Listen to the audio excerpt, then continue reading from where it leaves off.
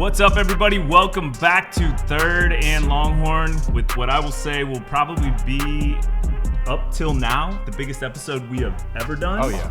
And so before we get started, I'm going to do my job and introduce everyone. To my left, I have Jeremy Hills. To my left, I have Rob Babers. I'm Nick Shuley. To my right, I have Derrick Johnson. And to my far right, I have Alex Okafor. And this week, we have number 1 Texas against number 5 Georgia coming into our backyard. Hold on, say that first part again. Number 1 Texas, number 5 Georgia coming into our backyard this week.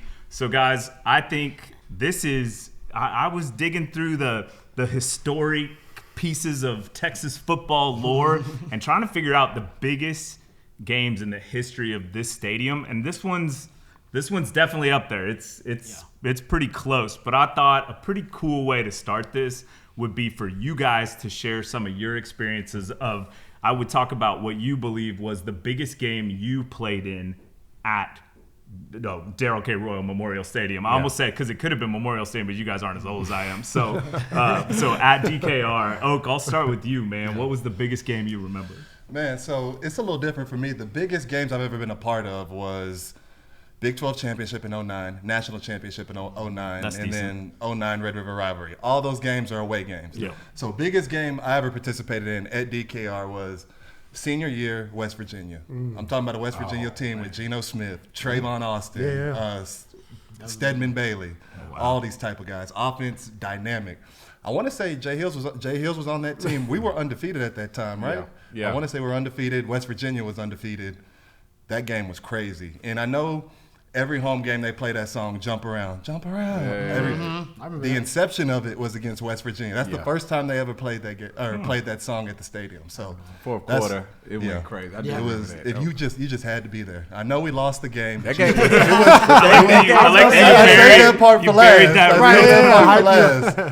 That game was fireworks though. The whole game was just back and forth. Yeah, you just had to be there. I love that. Derrick, what about you, man? Man, Oak is so right. There's a lot of big games that we played that, either it's a Big 12 championship or some kind of rivalry game when it comes to A&M or OU being away. But at DKR, for me, it would have to be 2003, I believe, playing against Nebraska. Nebraska was top 5 coming in, and the hype was there. We were probably 12 or 15 in the country or whatnot. We beat them. We won the game, but it was, man, that atmosphere was awesome. DKR was rocking, and the fans were all into it. It was an evening game, so it was hot.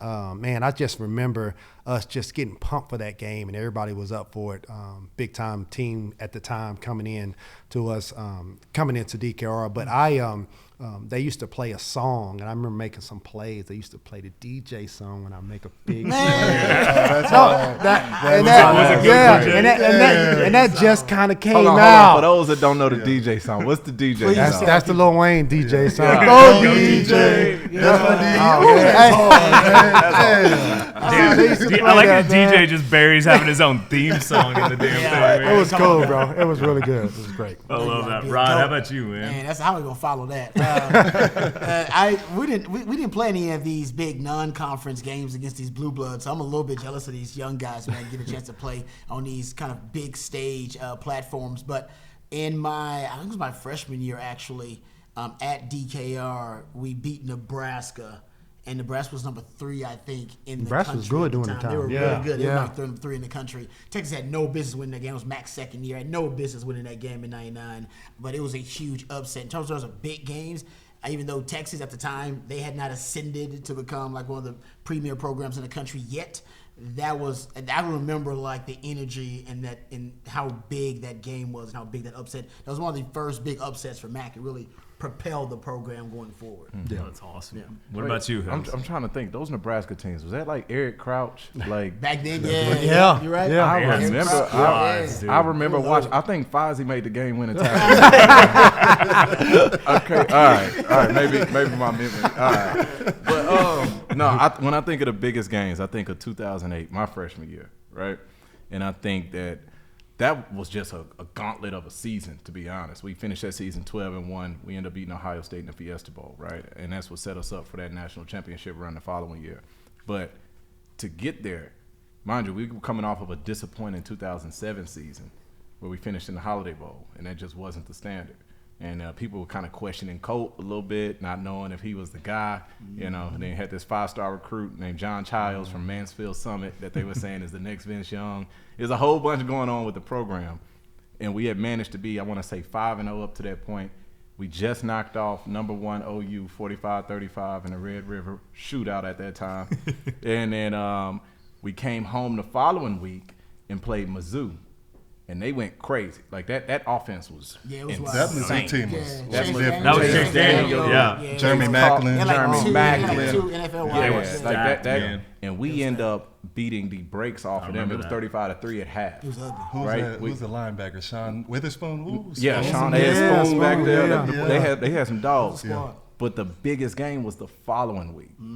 We had Dez Bryant, Zach Robertson, and Kendall Hunter. This triple threat. They had a tight end that was cold. They had a tight end that was nice. But I'm saying yeah. they came into DKR. They were ranked number 6. We were number 1, defending that number 1 ranking. And they came in, and I didn't know what to expect. It's my freshman year, but I'm thinking in my head, like, if you went to Oklahoma State, you can't be nice like that.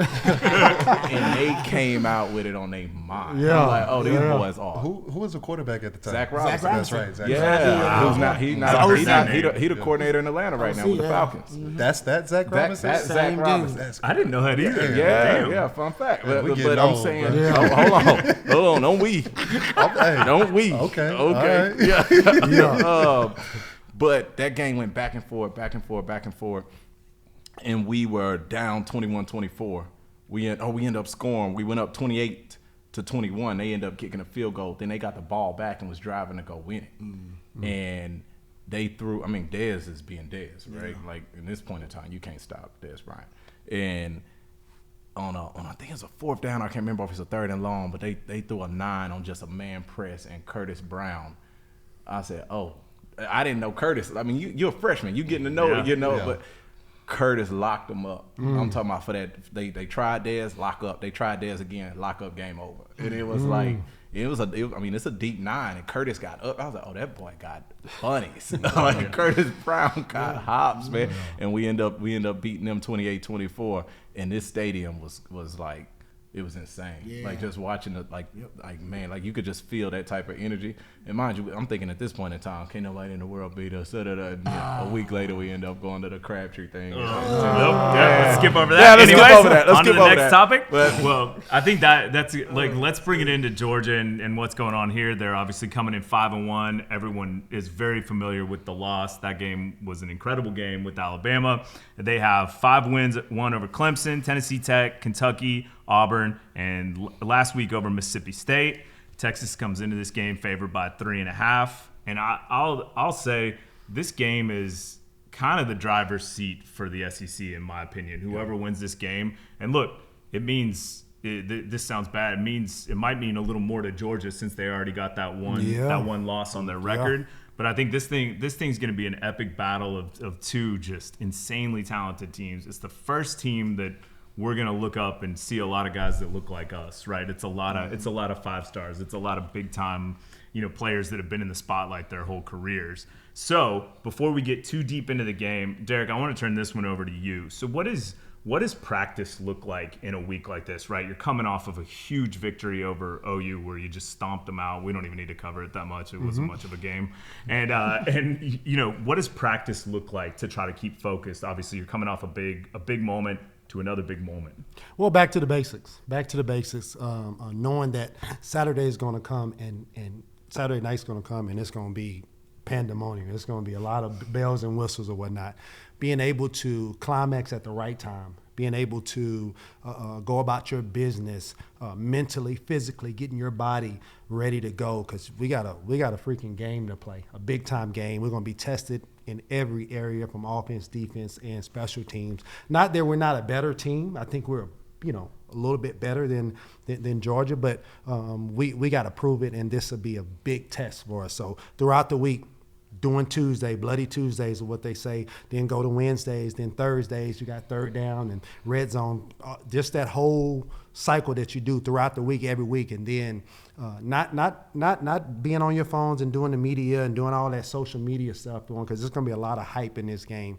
We got to focus on doing our job and detailing it out, and we got to be the best we've ever played this year. We can't, because this is a game where you take a wrong step or, somebody can compensate for you. No, not this game. You got to be on your stuff. Yeah. Well, let's get right into it. But even before our first commercial segment, I want to get into the offense a little bit earlier because I think we're going to need a little more time to cover what's going on this week. And I will say this probably is up there as possibly the biggest moment Austin as a city has ever had when you have the Formula One race here with the entire world watching you, as well as the entire college football world will be focused on this city. It's a huge moment, and I think it's gonna be pretty epic. What a time for Austin, Texas. Seriously, man. Like, what a time to be a resident in Austin. Where Texas. else would you go? Seriously, there's nowhere to go. Well, more importantly, as it relates to the game, to that point, the recruiting weekend, it has actually, I've been told by my man Jared Hamilton and Bobby Burden, who covered it on Texas football, this is one of the biggest recruiting weekends in the history of Texas football. They're going to have like 50 blue chip recruits. Yeah, this is why you come to Texas, right? But think about what they're going to see, what they're going to witness. Oh, what man. Nick just talked about. They're going to witness that. Best. And so either it's going to, exactly, right? That's a lot to witness, and it should, to me, close the deal for a lot of these guys. Like, this is the only place you want to be, especially if they win that game. Oh, yeah, 100%. Well, let's get into it. You've got like from the Texas side of the ball, we've got an offense that took a little bit to get going, but I think it saw itself finally hit its stride later in the game. But UGA comes in allowing 192 passing yards a game and 120 rushing yards a game. So this is a stout defense. It's not the level of our defense technically, but for you guys, I want to turn it over to you first, Rod. On offense, what do you expect to see game plan wise from Texas?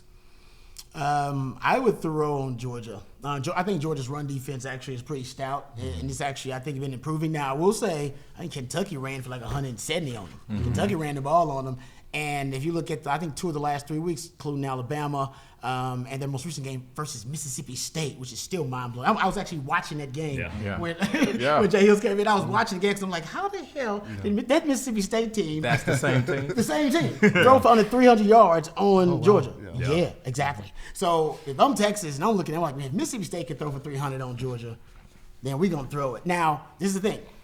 Sark has leaned into the pass. The early down pass rate for Texas in most games, except for 2, have been above 60%, like your first and second down, first half pass rate. But in Arch's first start, it was below 60%, which makes sense. First start for him. And last week versus Oklahoma. Why? Because Quinn was off. Yeah. And Sark knew he was off, and Sark was like, all right, Quinn's a little bit off. Let me dial it back. Let me try to run the ball. And they were a little clunky running the ball at first, and then, boom, they found the concepts that work, right? That split zone, the patience and vision. You guys just talked about it last week. It's crazy. You and Fozzy were talking about it. Patience and vision of Trey Wisner. And it's going to open up. Yes, it was perfectly compatible with the strategy that Texas wanted to deploy in the running game versus Oklahoma. So I think you pass to open up the run like you have all season. And watch empty formation.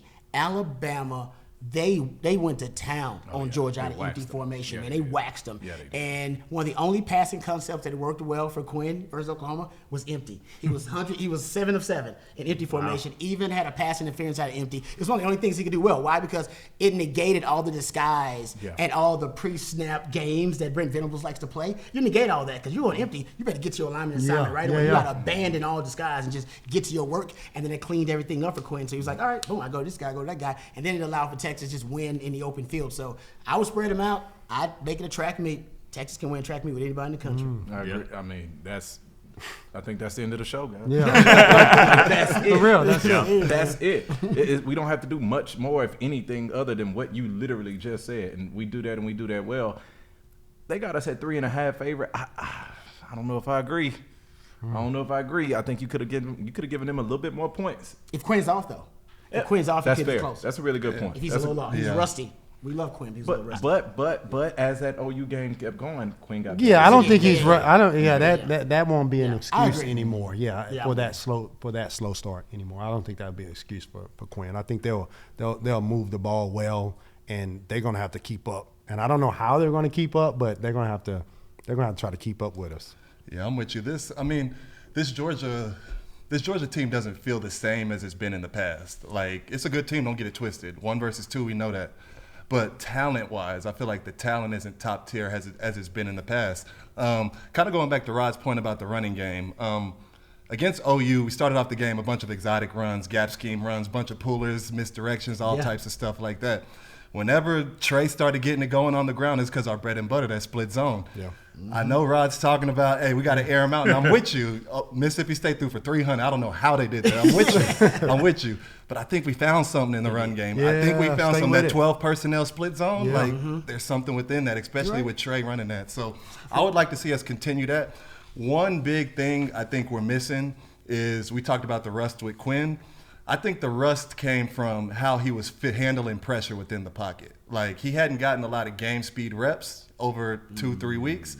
Early in that Oklahoma game, he was feeling pressure, and it created a lot of anxiety and anxiousness in the pocket. And sometimes the pressure wasn't even right in his face. Like, there wasn't even clear wins, and he was still getting out the pocket when he didn't have to. Yeah. Like, I want to see Quinn stand in there. I want to see him stand in there and deliver. He usually does, though. He does. Well, and we saw that we saw early Quinn. We saw young Quinn. It was speeding things up. We did. And then in the third quarter, I think there was like a deep dig route to Matthew Golden where he stood in there and delivered it. Yeah. That's what we got to see. And I think he got all that rust off. So I'm happy to see that. But I think that's going to be the challenge. Offensive line keeping a clean pocket for Quinn, and Quinn trusting that pocket and standing in there tall and delivering these balls. Well, we got to go to our first commercial break, but when we come back, we're going to continue to preview the offense, get into the defense, special teams, and more, so stay right here.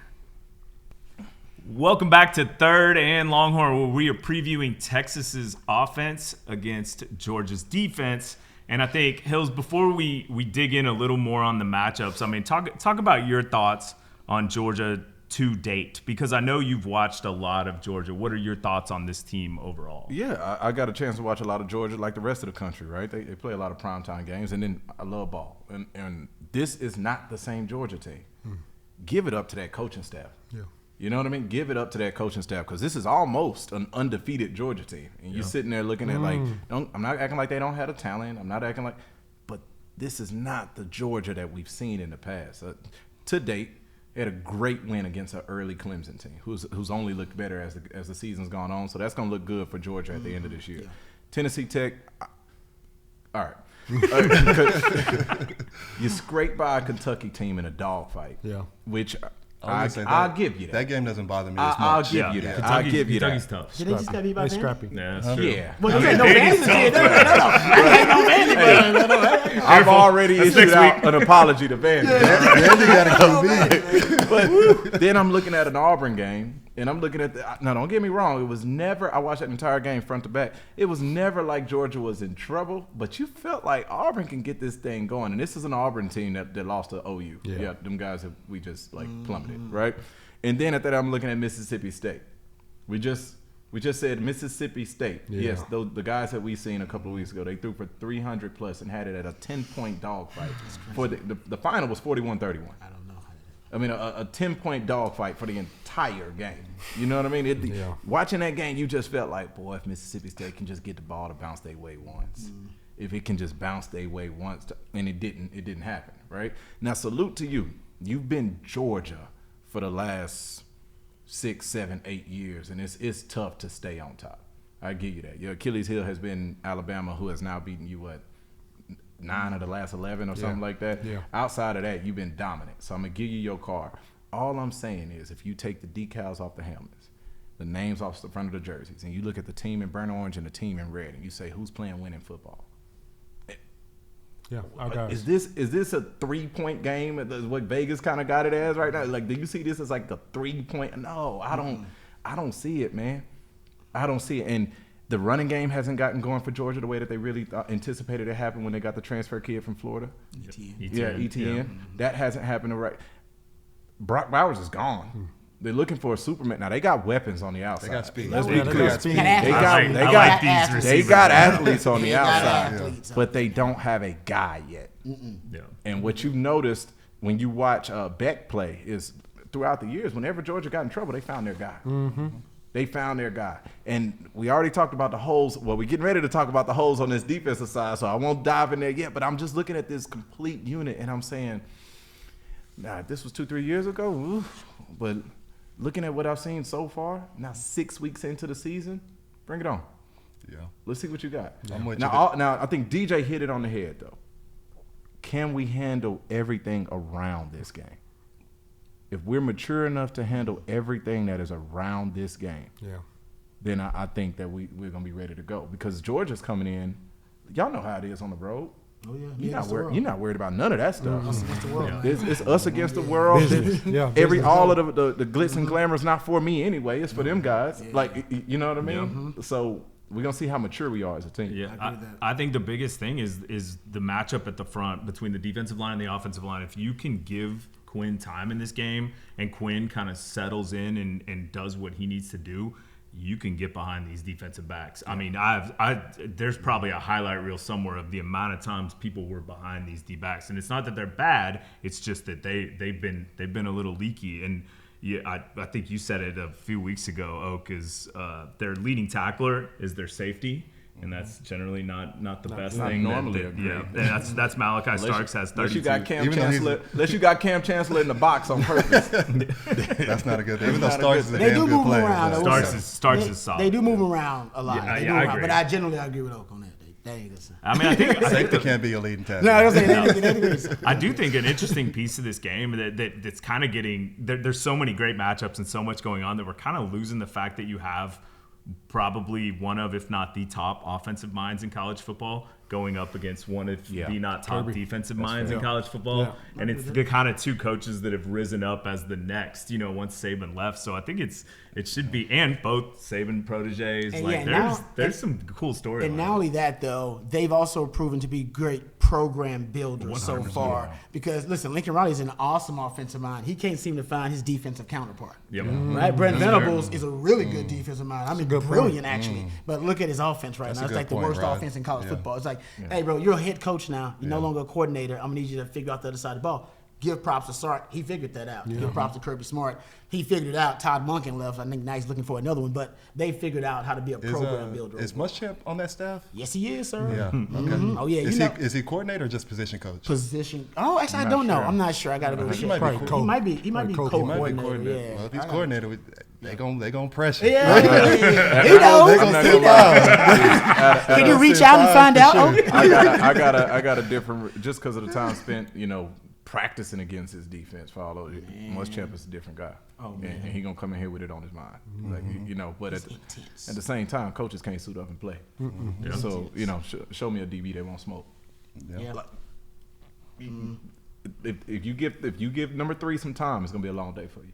Yeah. Agreed. If you heat him up, I hope you play man well. Wait, I don't know if they can heat him up. I want you to talk about this, man.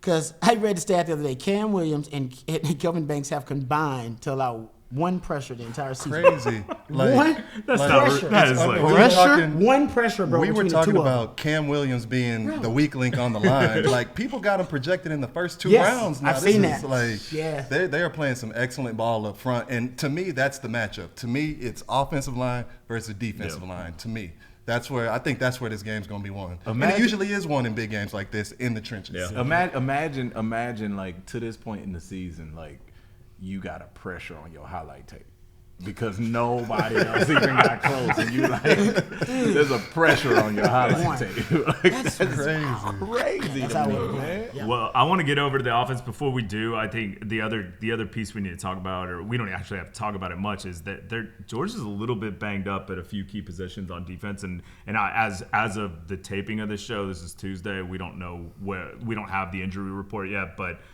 Smile Mondin and a couple other guys have been pretty banged up, so we'll see what happens. And the other guy to watch on the defense, I think, is Tyrion Ingram Dawkins, who has 3 sacks, and he's a defensive end that he can get after. Yeah, he can. So we just gotta, like you said, we gotta keep Quinn upright and give him time, and if that happens, it's Is is that freak athlete on the end? Is he playing? I know he's been banged up too. What's his name?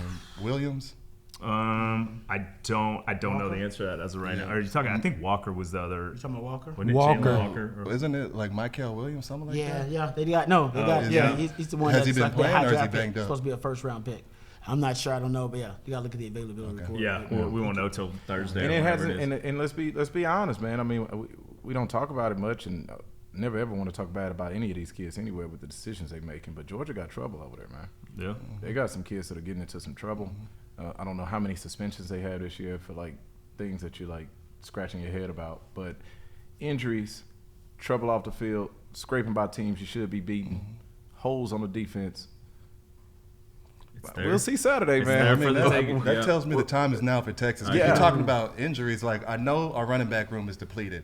Outside of that, Sark even mentioned it at his press conference. We've had good injury luck this season. Like, I know we just lost Derrick Williams.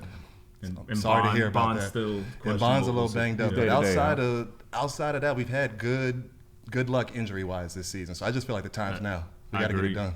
Yeah. Well, let's flip to the other side of the ball, to the Texas defensive preview and obviously the Georgia offensive preview. I think easily the best quarterback we have faced all year, and I think the good thing for our defense is they face two quarterbacks that could possibly be better every day in practice. Yeah. So I think that helps. But talk about on this, Oak. I would love to kick this to you defensively. What is the mindset going into this week? You know, you've seen all the tape; it's there for the taking. How do you stay true and not get over anxious, not get too excited for a game like this? And I'm gonna let Rod get into the secondary because that's what he does best. But I'm gonna just say this: I think the key defensively is keep everything in front of you. You got to keep everything in front of you. We talked about how Georgia they might not have that elite receiver on the outside, but they got elite speed on the outside and. Call it what it is. Our defensive backs haven't been challenged this year, and even with subpar competition, they've gotten behind us a couple times. So it's going to be really interesting to see how the speed at the Georgia receiver position, how we affect that if we do allow those guys to get behind us. So to me, it's keep everybody in front of us and then let our D-line eat. And D-line, like, it's not just a game of pin your ears back and go, because to me, one of the best things Carson Beck does is navigate through that pocket. Like, he's great with his eyes. He's great with that pocket presence, his awareness. He escapes the pocket to throw. He runs when he has to. So defensively, especially up front, we got to continue to feast, continue to get that pressure up front. But make sure, it's almost, to me, I see, with Carson Beck, I see a lot of Joe Burrow, and I've played him. It's like, that's a big... well, obviously, he's not Joe. We know that, but I'm just talking about his presence, like his presence, his demeanor. He's really good in that pocket, and Joe Burrow's really good in that pocket. And we got to affect him in a calculated way. So when you talk about Beck, his eye control is really good from the quarterback position. Like explain to people don't know. What's eye control? When we talk about eye control, usually middle linebacker or the people behind the line, DBs or whatnot, in front of the quarterback are looking at the eyes, and the quarterback will tell you where he's throwing the ball. So usually in college football, especially the quarterbacks we've been playing, you catch the ball, you look this way, and it's all here. It's either here, here, here. These are my reads. I'm not coming back here. I catch the ball, I'm coming here. I'm not coming back here. That's a lot of reading. You got to go through your progressions. With Beck, he catches the ball, he looks this way, and then he turns back, boom. And right now, I'm telling you, he would get me early in the game, because if he looks this way, I'm really going to lean this way, and then I'm out of position. Then you open up different holes in the defense when you got great eye control. And he's older guy, senior, so he's been playing ball. So we got to, just like you're saying, we got to keep things in front of us, especially in the media, right? Especially down the field. Just do our job. Make them go the hard way. I'm just telling you, I don't think they can do it. If we give some cheap stuff up and they get up early, Now it's a dogfight, which it probably will be a dogfight regardless, but we can't give them anything. Let's not use the word dogfight. We don't need to give them an extra level. Last point I want to say off of that eye control piece that Derrick said.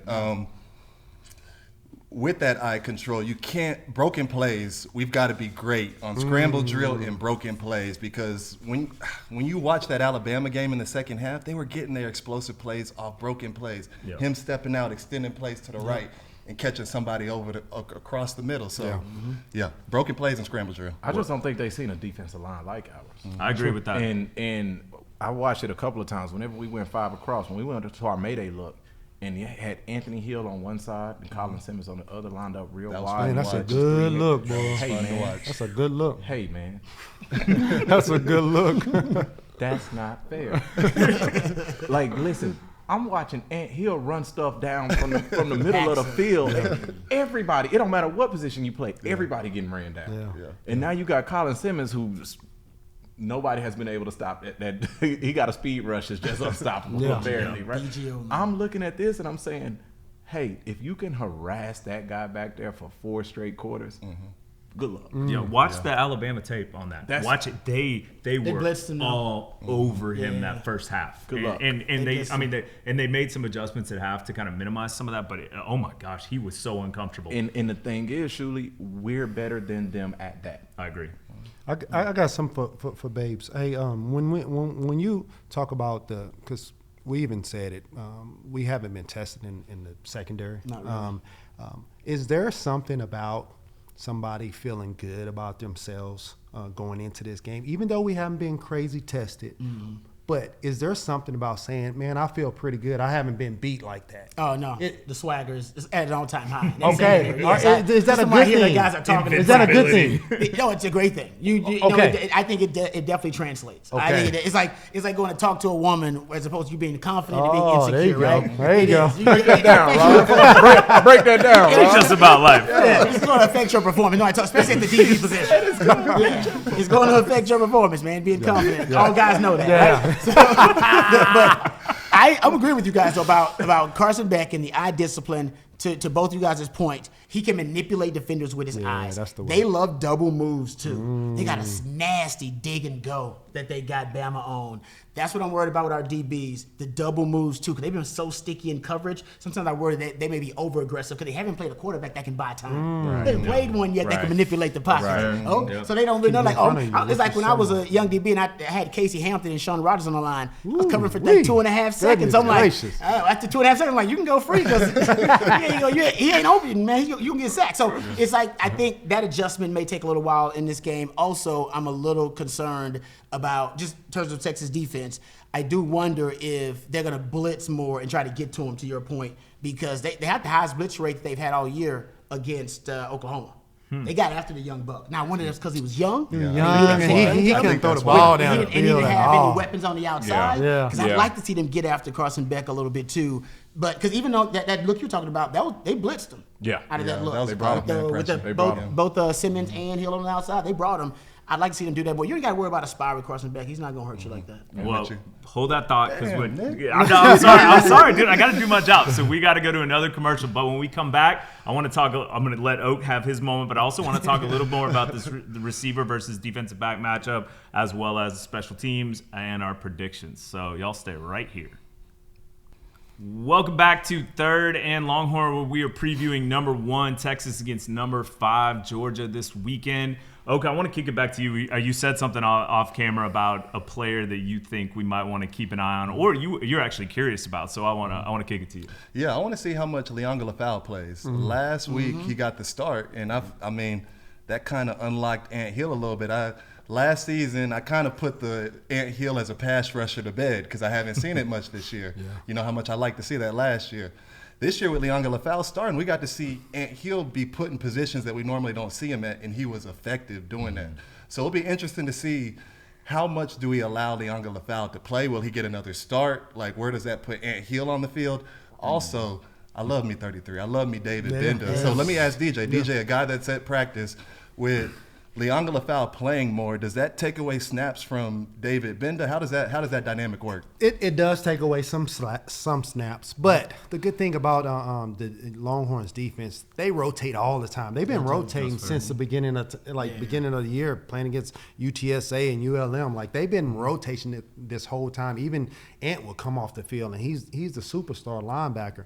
But what it tells you is Lianga's a guy, right? Yeah. It kind of tells you, hey, when he gets his opportunities, regardless if it's 30% of the snaps, he makes a play. He's very effective when he gets in. Great footwork. He's a linebacker to the core. I mean, he wakes up and he looks at film. That's who Lianga Lafau is. But he's earned the right to break in there to take some reps from Benda, take some reps from Mo Blackwell, just to get mixed. And at the end of the day, it's not really taking. I wouldn't call it taking reps from somebody. It's actually making the defense better. Yeah, it's making, we need guys, more young guys to play, and we got quality depth, man. That's and everybody keeps saying, they haven't been playing a lot, teams or whatnot, quality teams. Hey, when that happens, when you blow people out, we get so many people in the game. That's why our depth is unbelievable. We're gonna play a lot of people on Saturday. It's gonna be good. Let's talk about that. And Rod, I want to turn this back to you because this involves the defensive backs. But obviously, we lost a very key player this week in Derrick Williams for the year, which obviously terrible, but. We're facing what is the best passing attack we've played all year. And I think, I hear you guys talking about it, but with all the games I watched, these Georgia receivers are legit. And I think Arian Smith is a star. I really think that kid is a beat. He has 23 catches, 412 yards. He's averaging 18 yards a catch, long of 55 and 3 touchdowns. He's a good player.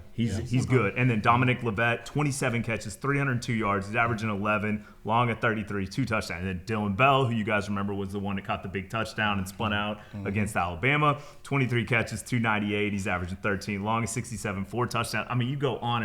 And Lawson Lucky, their tight end, can play. He's not Brock Bowers, but he can play.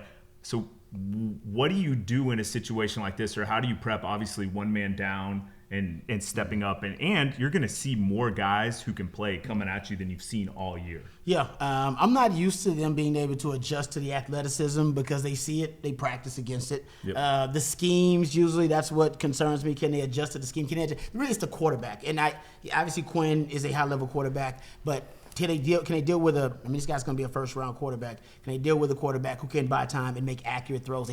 We haven't seen it at all. And these guys make contested catches. This is my favorite part, my favorite characteristic of this group. They make contested catches. You can stab some sticky coverage on them, and they'll still go up and pluck it out of the air. They're physical. They get a lot of offensive pass interference. Yes, they're a physical bunch. So I think that's also something Texas is going to have to adjust to with this group. But it's just, that elite athleticism, speed, explosivity, the dynamic talent. Texas just hasn't had to deal or face a receiving core that can present so many problems to you athletically. Texas has the athleticism to match up, no doubt. We just haven't seen it so far this year. They haven't had to showcase that. That's fair. And then, Hills, I want to turn it to you. Obviously, there is a big-time running back in the backfield. Like, what does the defense do to stop that kid? I don't know if we got to do anything different than we're doing. Right. Yeah. Like, I love everything that you said. These receivers are nasty. Yeah. All of that goes away if you went up front. You know what I mean? Like that's a marriage there. Yeah. That's a marriage between that front seven and then that back end. And that back end can play aggressive and play confident because they might have the best front four in college football. They might have the best front four in college football. And I'm saying, don't get me wrong, Beck is nice, real nice. First round, deserves it. I just don't think he's going to have the time to be able to do the things that we've seen him do to this point. And there's blueprints up to this point of this season of how to stop it. Go watch the first half of the Alabama game. Go watch the full Kentucky game. Yeah. Like there's blueprints of like how to slow this unit down and how to stop them. Right? Go watch the first half of the Clemson game. Now that's game 1 and ETN was suspended. Another guy suspended, but that was game 1 and he was suspended. But I'm saying you want to know how we're going to do it? I'm saying cut the tape on. Like the tape, you are what you put on tape. Yeah. If that is true, then what's been put on tape is a good, not great team. A really good, but not a great team. Well, you got to make your point because I want to ask Jay something. Okay, that's so true. They're not a great team. They're a really good team. The one thing that does concern me about this game, now I think we're going to win. We'll do the predictions a little bit later. But this Georgia team is battle tested. This Georgia team has got knocked down. This Georgia team has got beat up. And when they get down in this game, 7-0, 10-0, they're gonna still swing because they've been through it. They're like, hey guys, we went to Alabama. They believe. So I just want to make sure our guys know when we hit them with a couple good shots and we go up on them, they're gonna be swinging and fighting and clawing because they've done it before. We've never been in that situation, so it's going to be interesting to see. Hopefully, we don't get down in the game. But to respond when adverse moments come in because they're gonna make some plays. Because facts, they definitely are. They're gonna make some plays. It's football, and they play really good football, and that's a championship unit. I'm just saying that that is a championship culture, a championship. I've been to the facilities. It is A1. I'm not even gonna front. It is. They doing their thing. And one of the best towns in America, by the way. It actually is. Seriously? Athens? Oh my gosh, man. It's a fantastic town. I hated how far it was from Atlanta. I love how far it is from Atlanta. But anyway. but no, the point that I'm making is, and I see that same picture that DJ sees, is like them being battle tested. And I'm like, man, y'all been getting beat up by teams all year that ain't nowhere near as good as us. Like, if I'm just, don't get me wrong, battle tested for sure. Yeah. But you've been getting beat up by teams that are not as good as me. Well, I want to ask this question to Jay Hills, and we can make it quick because I know, Nick, we got to get a special team. I haven't said anything. Nick is itching over here trying to get the But Jay, let me ask you this. Okay. And I think Texas wins this game. We'll get the predictions like DJ says. If we find a way to lose this game, what is it going to look like? Because according to this breakdown, we're not giving Georgia a chance in hell. So if Georgia does beat us, what is it going to look like? Sloppy. Couldn't handle the moment. Turnovers. Queens off. We just did not play a Texas brand. If you get a Texas brand of football of 2024 versus a Georgia brand of football from 2024, and both do what they do best, Texas wins. Yeah, we haven't seen Texas been crazy off. Yeah, I mean they've been on, so it's kind of hard for us to see. They on, but they haven't played to the standard the last 2 weeks. If they lose, Georgia completed a lot of deep balls because the secondary hasn't been tested by an offense that has a vertical element to it, period. You're talking about some of the worst vertical passing games in college football today. ULM, Michigan, and Oklahoma. I'm not making it up. They're like 130th in the country. They literally are struggling with the forward pass. Okay? So Texas, no, I'm not joking. That's serious. Texas has not seen a team with a quarterback that can just throw it to some real athletes down. And I think that's what makes it interesting. Like, exactly. So if they decide, you know what, to hell, let's test and see if they can do it. Because last year they couldn't do it. Now they're like, Texas the best secondary in the country. It's like, well, are they? Well, let's see. But I think they may have the mentality of, you know what, let's see. If they are, to hell with it, we'll live with it. But ain't nobody tested them, and I think they're going to throw it deep 100%. On double moves. But Rod, what makes you think you got to have time to get a deep ball on? You do? You do? What, hey, I might be, let's just say I'm no better as a safety. Well, guess who is? Let's say I'm whatever grade you had me at last year, I'm still that. I got no better for whatever reason. Well, guess who is? I will say this though. We're talking about we haven't seen a receiving unit or a passing game like Georgia. No, we just haven't seen a good one. Period. A good one. Yeah, we haven't seen a good I'm not one. saying Georgia is LSU 2019. Right. They just are better than anything we've seen. We haven't seen a good one. What if I said D line wise, Georgia's the best offensive line we've seen, and it's not close? Does that slow us down a little bit? I would challenge that. I would challenge what you said with what they put on tape so far. Like I keep going back to the tape because that's the only thing I had to support any argument. What I've seen so far is not a dominating offensive line. I'm with you. What I've seen so far is a good team. It is a good team. But to answer your original question, if we sitting here, this time next week and we lost that game, I'm saying we played like we did the first half of Mississippi State. Okay, agree. That it's just us. I might be drinking the Kool-Aid, but I'm looking around the scope of college football right now, and I know this is, but I'm looking at the scope of college football right now, and I'm looking around at a lot of guys that can beat each other based off what they put on tape, and then I'm looking at Texas, and I'm saying, man, if y'all can manage to just show up as yourself every week. None of this crowd over here. As yourself. These guys don't. He's saying the only one that can beat Texas is Texas. And I'm with you. If Texas brings this A game, I think we win this game. It could be anybody in the country. But they haven't played their A game last 2 weeks. We haven't. And I think we haven't brought our A game the past 2 weeks. And I think Georgia is too good just to say that if we lose, it's all because of us. I think they can attack us in a certain way. For sure. But that's the thing, right? Is that I think they're too good for us to give all the credit to our mistakes if it's an L. Agreed. But what I'm saying is, if it's an L, those mistakes were present. Got you. Yeah. Like, you know what I mean? Like, I can't act like they didn't happen. And before I get to, I got to jump into the special teams because we're running out of time. But before I get into that, a couple interesting stats to note. We've been complaining about our penalties this year. We have 37 for 306 yards. We're averaging 51 penalty yards a game. Georgia's at 71 penalty yards per game, 43 for 429 yards. Reflective of the program. Yeah. It's reflective of what the program They is. get a lot of penalties. Also, really third down, they're 28 of 72 on third down, 39% compared to Texas, who's 36 of 73 at 49%. I will say an interesting stat. Georgia's 10 of 11 on fourth down, so 91% on that. They going for it on fourth. And they're not only going for it, they're getting it. But let's get over to the special teams Here preview, we mainly go. the kicker preview. That's why we all came today. Guys, this That's why one we showed up. Bert, I'm gonna apologize ahead of time wherever my camera is for this one because I think we are going up against what could be some pretty good competition for Bert Auburn.